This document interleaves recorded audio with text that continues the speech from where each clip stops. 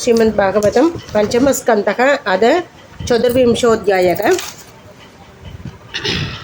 28 श्लोकं तदोतस्ताद् तलातले मयो नाम दानवेन्द्रस त्रिपुराधिपतिर्भगवता पुरारिणा त्रिलोकेशीं कीशं चिकीर्षुणा निर्दग्धस्वपुरत्रयस्तत्प्रसादाल् लब्धपदो मायाविनामाचर्यो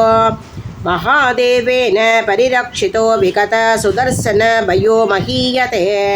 तदोतस्तान् महातले गात्रवेयानां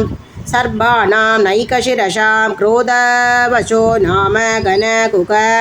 दक्षक कालीय शुशेनादि प्रधान महाभोगवन्त पदत्रिराजाधिपते पुरुष वागादन वरद मुद्विजमाना स्वकल त्राबद्य सुकृत कुटुम्बशङ्केन क्वचित् प्रमत्ता विकरन्ति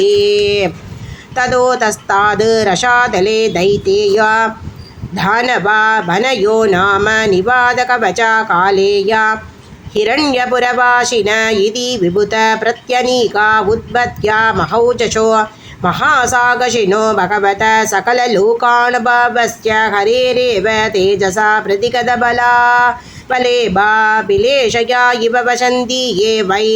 सरमयेन्द्रदूत्या वाग्भिर्मन्त्रवर्णाभिरिन्द्राद् बिभ्यते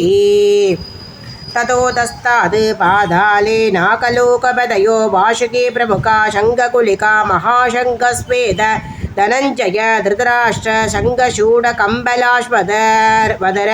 देवदत्तादयो महाभोगिनो महामर्षा निवसन्ति येषामूह वै पञ्चशब्ददशशतशकस्रशीर्षाणा वनासु विरचिता महामनयो